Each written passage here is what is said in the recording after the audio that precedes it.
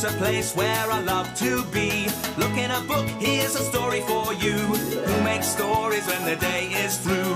Who makes stories when the day is through? Story makers, working through the night till the rising sun. Story makers, stories are fabulous, stories are fun. Byron Wordsworth.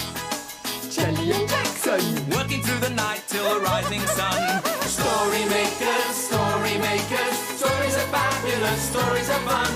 Come and be a story maker.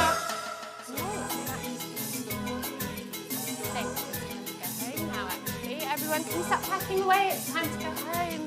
Keep it up quick. You all right, Lizzie? Story makers.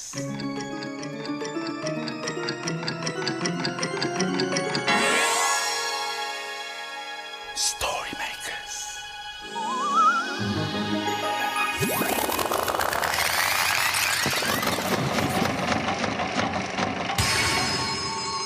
Story makers. It's midnight in the library. Hello. Time for all story makers to come out. Are you ready? The sun is down, the stars are bright. Story makers come out at night. Hi, story maker. I'm Byron.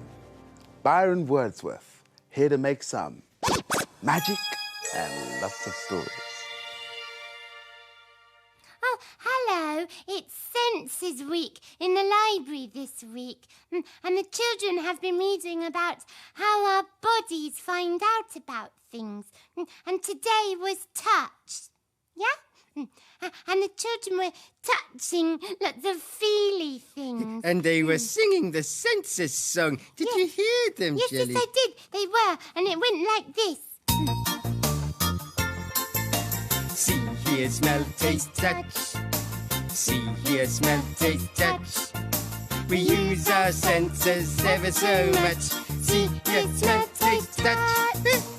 Oh, look, Jelly. Look at all the snaky, sausagey things the children have made. Yes, they are very snaky. They're so slippery smooth when you touch them. Oh, no, I don't want to touch them. They might bite me. They won't bite. They're not real. I'm sure they're not real. Do you think they're real? Hi, my fine friends. Hello, Byron. Oh, what's all this? Snakes, Byron. Poisonous snakes. Yes, the children have made snakes, and I want to touch them because they feel so slippery smooth. But Jelly thinks that they might come alive and bite me. And now I'm a bit scared. No need to be scared. Go ahead, Jax. Okay. Oh, they're so smooth. Feel them, Jelly. Oh, go on, Gels. They're only models. I don't want to. I'm still afraid. Right. We'll soon fix that. Look. One smooth ball. Squash it. One smooth, long snake. Right. We will wind it like this. Round and round. Oh, this is good. It's bit clever. tricky. But here we go. Look. Ah. And, hey, presto, a pot. Oh, Byron, you're so clever. Can I stroke it? Why, of course you can, my green dream. There you go. Oh, it's so smooth. Can we make a story with it? Oh, yes, let's make a potty story. Well, I suppose we could. Okay. We'll take a little walk over to the story machine and in it goes. But there's something else we need to make the story machine work. Your imagination. Yes. Imagine. Imagine. Imagine a story. Something smooth, I hope. Oh, it's a playbook. And it's called Pottery.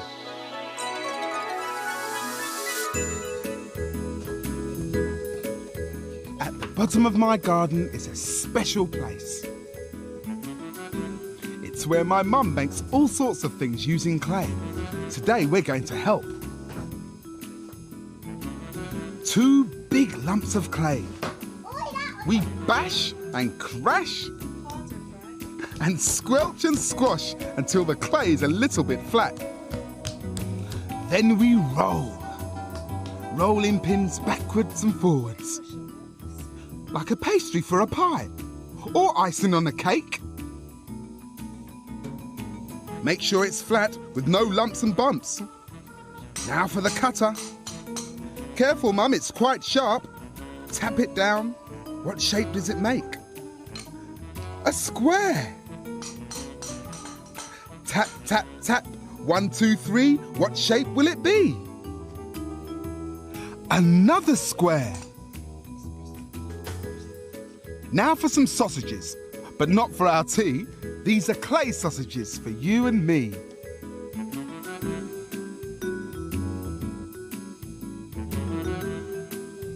The sausages stick the squares together. We're making a little house with walls and a floor.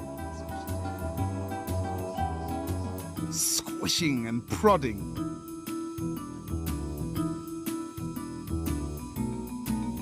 Squashing and smoothing. The clay feels cold and slimy on our fingers.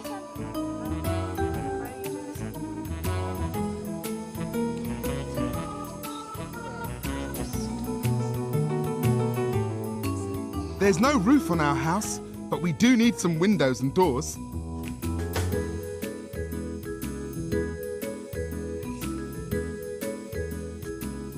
Silky smooth clay, wet and slimy, cold and grey.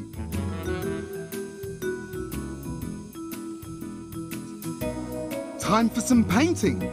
Sun shiny yellow, we think, like the sun in the sky, with wiggly rays golden and bright. Now it's ready to be baked in a special oven called a kiln.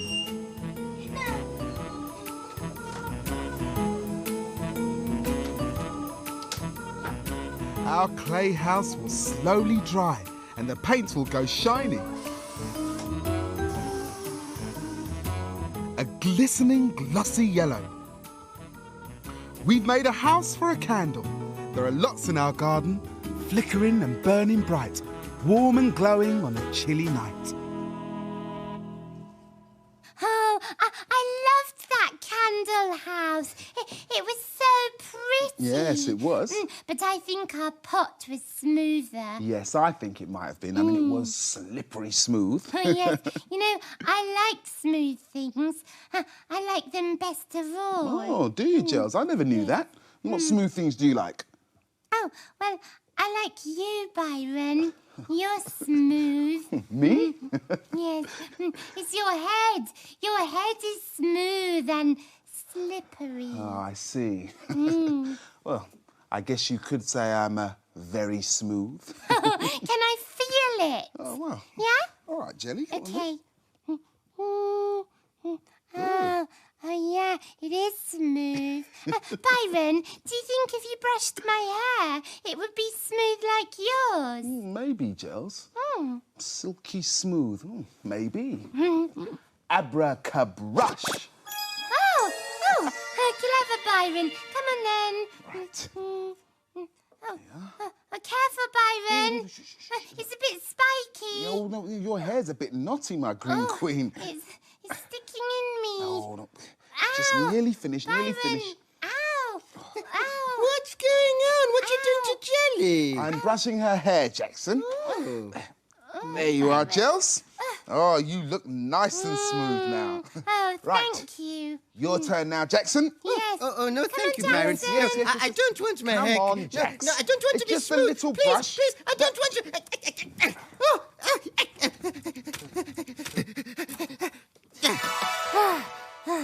Right, Jackson. Where's the brush? Jackson? I don't know. Oh, I see. It's what? in the story machine, It might have fallen in there. Yes. Okay, Jax. Well, I guess it's time for a story. But we need to put something else in, don't we? Can you remember what it is? Yes, Imagination. Imagine. Imagine. Imagine a story. Wonder what it's going to be, Byron. Yes, I wonder. Oh, it's a Kevin the Spaceman story. And it's called The Spiky Planet. Kevin and Spanner in space to explore, seeking out planets never heard of before. Kevin and Spanner had been looking for the Spiky Planet for weeks. Now they had found it. Well, it's certainly spiky, said Kevin, looking around. Spanner agreed with him. The spikes looked very sharp. Kevin was beginning to wish he'd brought his space boots with him. These spikes might be dangerous, said Kevin. Oh, no, we're not dangerous, whispered the spikes. Kevin thought he was hearing things. Pardon, he said. Oh, we're not dangerous at all. We're really very friendly, said Spanner, thinking it might be best to agree with them. What do you mean exactly? Asked Kevin. Well, we can shrink down if you want to walk on us, explained the whispering spikes. To Kevin and Spanner's amazement, a pathway appeared in front of them. Or we can grow very tall if you want to hide. Is there anything to hide from on the Spiky Planet? Asked Kevin politely. Oh, there's Spike, rustled the spikes. Who's Spike? Asked Kevin. Hi, I'm Spike, said Spike. Spike certainly was very spiky. Oh, hello, I'm Kevin, and this is my dog, Spanner. Oh, great, said Spike. Do you want to play hide and seek? It's my best game. I'm really good at it. Kevin looked at Spike. He looked so spiky that Kevin could see why he was so good at hiding on this spiky planet. Off we go, then, said Spike, and he disappeared. Kevin and Spanner counted to 3 and then went in search of Spike. Oh, this is very difficult, said Kevin. He could be anywhere.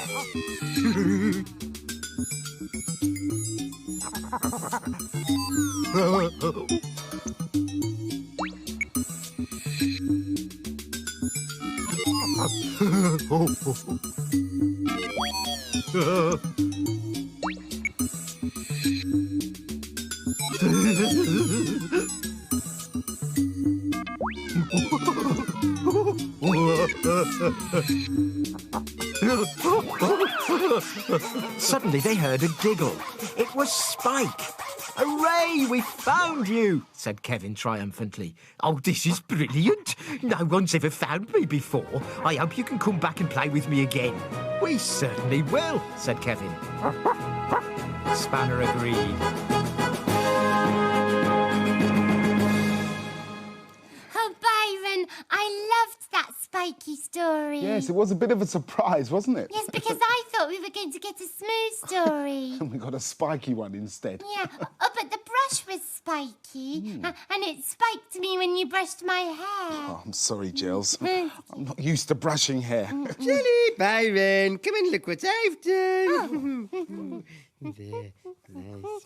Oh, Jackson, it looks like the Spiky Planet. Yes, well, it's my Spiky Snake City. Oh, a very nice technique, Jax. Thank you. Oops, sorry, Jackson, I've had a bit of an accident. Oh, I dear. think I've trodden on one of your snakes. Oh, yes, it's all squished. Shall I roll it into a new snake? No, that's okay, Byron. Oh, no, we could make a story with it. Anything you say, Princess. This should be interesting. I wonder what sort of story it will make. Why don't you join in and help me find out? Imagine. Imagine. Imagine a story. Where do you think it will stop? Ah, it's a blue cow story. And it's called Blue Cow Makes a Pot.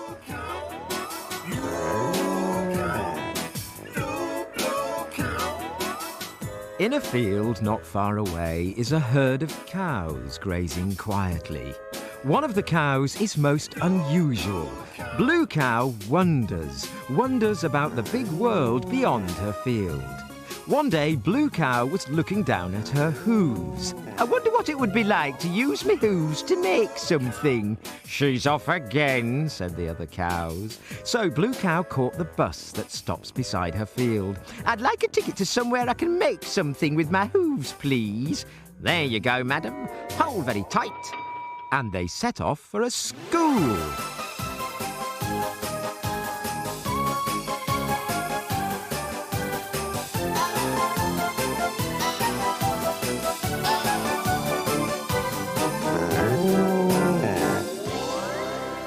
And then they arrived. Blue Cow saw lots of children going into a classroom. Hello, Said a little girl. I'm Megan. We're doing clay today. Do you want to join us? Oh, yes, please, said Blue Cow. She followed Megan inside. Good morning, Said Mrs. Brush, the teacher, as she walked in. Today we're going to make pots on this potter's wheel. I'll show you how it works. Mrs. Brush took some wet clay and put it on the wheel. She started the wheel and it spun around and around. She moulded the clay on the wheel with her hands, and eventually she had made a pot. Who wants to try next? Me, please, cried Blue Cow, putting her hoof up. Very well. Put this apron on then. Blue Cow took some clay and put it on the wheel. She pushed a lever down with her hoof and it started turning. Blue Cow moulded the clay with her other hooves. This is easy, she said. But then her hoof slipped and she accidentally switched the wheel onto high speed. Oh dear, cried Blue Cow. Slow down, Screamed Mrs. Brush. Blue Cow grabbed the wheel to try and slow it down, but then she started spinning too. Let go, Cried Megan and the other children. Blue Cow let go and went flying over the heads of everyone in the class. She ended up crashing into an art display at the back. Are you okay? Never better, wobbled Blue Cow. All the class looked at her pot, which was a very unusual shape. I think that's what we call free expression, said Mrs. Brush.